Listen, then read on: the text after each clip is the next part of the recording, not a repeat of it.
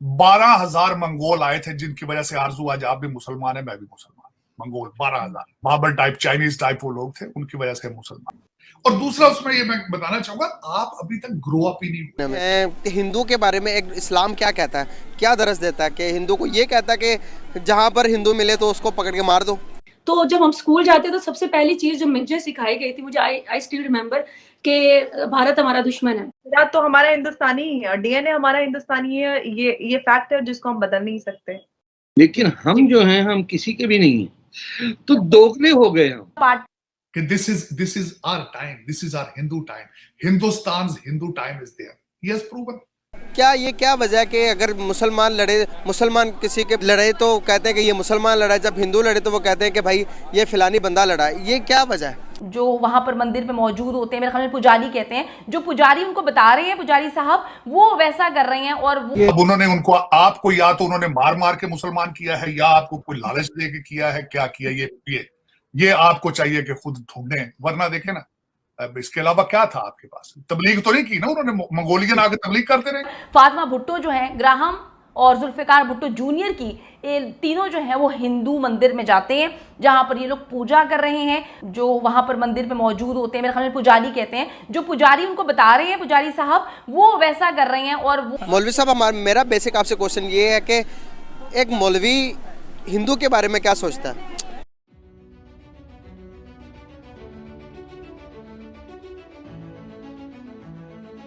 जय नमस्कार दोस्तों।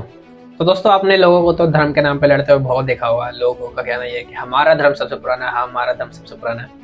पर दोस्तों, जैसा कि आप सब जानते हैं कि जो सनातन धर्म है वो त्रेता युग से चल रहा है, राम जी के टाइम से ही, जो कि 9,000 साल पुराना है, जो कि वही सत्य है। क्योंकि आज भी अब जब भी कहीं खुदाई होती है, जहाँ कहीं खोज होती है, तो आपको कहीं कितनी सारी पुरानी मूर्तियाँ मिल जाएगी। 5,000 साल पुरानी, 4,000 साल पुरानी मूर्तियाँ आपको मिल जाएगी। और दोस्तों, आजकल जो धर्म के नाम पे जो चल रहा है, वो उनके जो रिकॉर्ड है वो पीछे तो रिकॉर्ड है ही नहीं, मतलब वो बनाए गए और लिखे हुए रिकॉर्ड है। हमारे जो रिकॉर्ड है वो पहले से आ रहे बन के, जमीन से खुदाई हो रही है तो वो पुरानी चीजें मिल रही है, जो ये सबूत देते हैं कि हमारा जो सनातन धर्म है वो सबसे पुराना धर्म है। और दोस्तों, ये जो लोग हैं जो धर्म करते थे, असल में ये लोग दोस्तों कन्वर्ट हो चुके हैं, जो कि पॉलिटिक्स का शिकार थे। जो मंगोलिया आए थे उन लोगों ने उनको चेंज किया था, उन्होंने का धर्म परिवर्तन किया था। और दोस्तों, धर्म सिर्फ एक ही था, वो हिंदू और सनातनी धर्म सिर्फ एक है। बाकी सब मजहब हैं जो कि टुकड़ों में बांटे गए हैं, जो धर्म परिवर्तन करके आए हैं, जिन्होंने सिर्फ पॉलिटिक्स करने के लिए ये सब बनाया गया है। एक मजहब जिसका नाम इस्लाम है, उसका मतलब है सलामती। हर मुसलमान जब किसी दूसरे को मिलता है, चाहे नॉन मुस्लिम, उसको कहता हूं अस्सलामु अलैकुम, सलामती की दुआ देता है। फिर मस्जिदों में बम मारता है, जिनको सलाम कहता है उनके कमर में छुरा मारता है। और जिस मजहब का नाम इकरा से शुरू, जिसकी किताब शुरू थी इकरा पढ़ो, और दुनिया की जाहिल तरीन कौम है, जाहिल तरीन कौम, तो फिर देखें कीड़ियों की तरह मर रहे, चींटियों की तरह मर रहे, जिस तरह चींटियां मर रही। मैं कई दफा बैठता हूं तो मैं सोचता हूं, दुख होता है कि या मेरे मालिक, ये क्या है हमारे साथ, ये क्या है। शायद कई दफा सोचता हूं शायद उन्होंने दुनिया में जुल्म ही बहुत ज्यादा किए,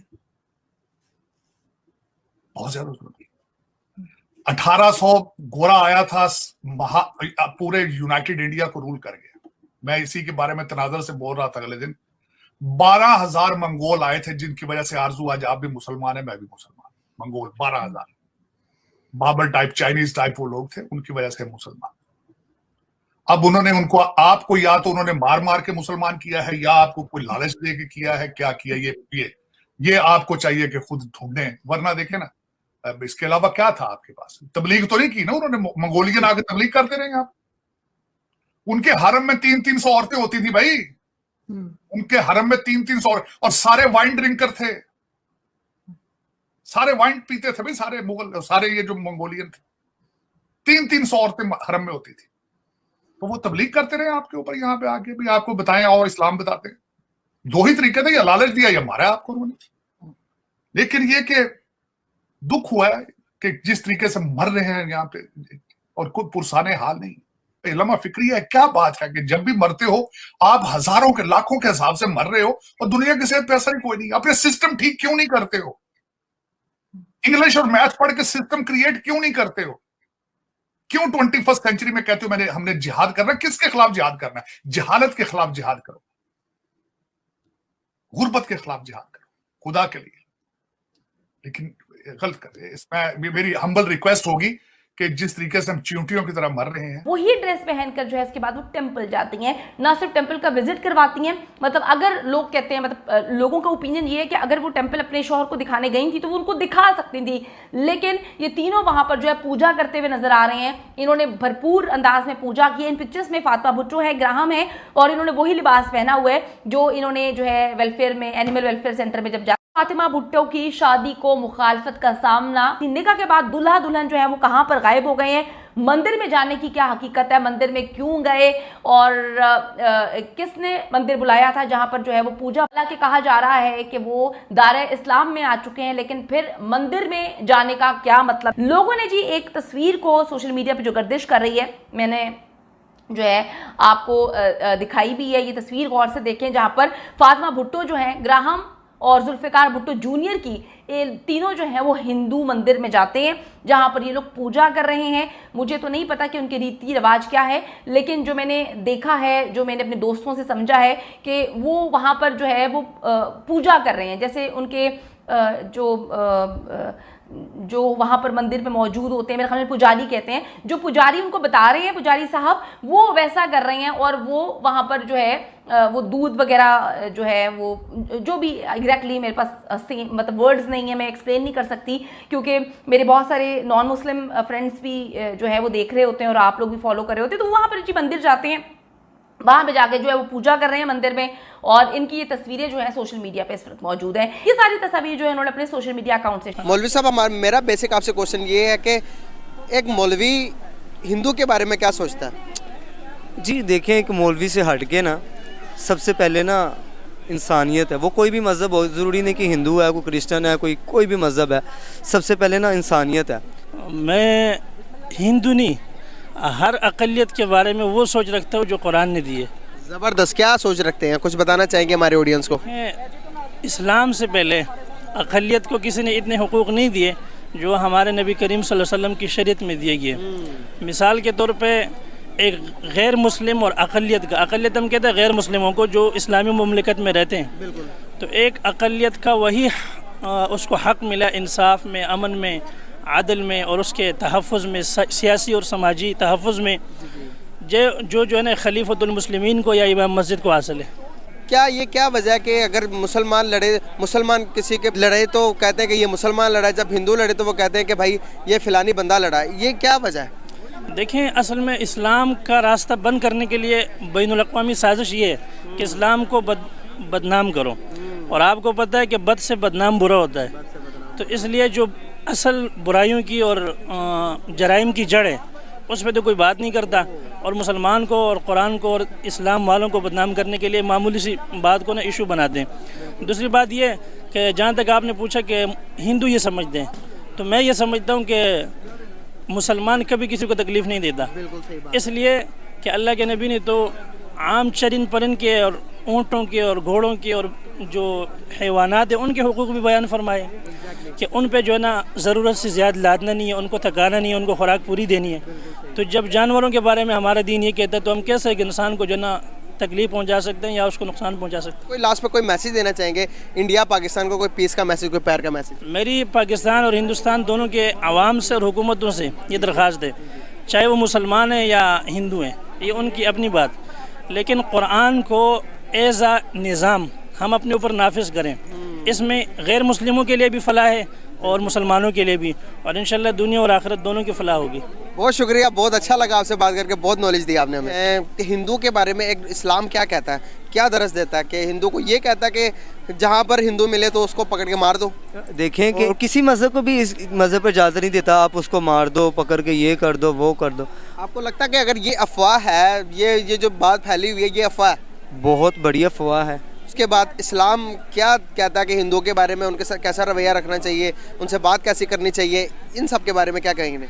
आप ना सिर्फ हिंदुओं को बीच में ना सिर्फ ऐड करें कि अक़लियतों के बारे में। हाँ जी, देखिए कि जो भी मज़हब है ना, जो भी मज़हब, इस्लाम जो कहता है ना सबके साथ अच्छा सलूक करो। मैंने पहले ही बात आपकी कि सबसे पहले जो ना वो इंसानियत है, इंसानियत के साथ हम अच्छा नाता। अलबत्ता जब किसी के मज़हब को हम बुरा कहेंगे ना, मज़ाहिर कोई भी अगर मुस्लिम किसी के मज़हब को बुरा कहता तो उसे जवाबन आगे से जवाब आना उसको, वो हमारे मज़हब को बुरा कहेगा। इस तरह कोई अगर हिंदू है, कोई ईसाई है, जब वो हमारे इस्लाम को बुरा कहेगा, अगर वो कुछ ऐसी बातें करेगा, फिर तो हम भैया उससे प्यार से बात करने राज़ी नहीं है। Exactly. पैगाम ये आपने पहले ये सवाल में से पूछा कि इस तरह क्यों है कि मुसलमान कत्ल करते हैं। भैया पूरी कितने मुसलमान ममालिक हैं, दुबई के अंदर मुसलमान का ममालिक नहीं, सऊदीया नहीं, मतलब कितने पाकिस्तान नहीं, कितने ममालिक हैं।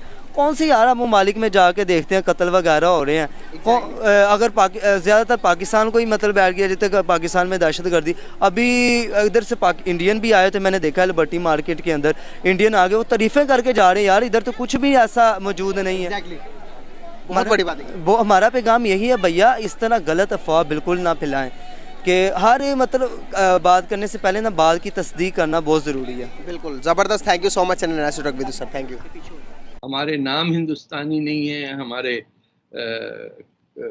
कुछ खाने हिंदुस्तानी हैं, क्योंकि आखिर हमारे माँ बाप या उनसे पहले के सारे हिंदू थे। आप किसी को भी देख लीजिए, कहीं पे भी दुनिया इस्लाम, ये वाहिद इलाका है जहाँ अपने आप को उस ज़मीन से हटा के एक आइडेंटिटी बनाना, कुछ भी नहीं आता ना हमें।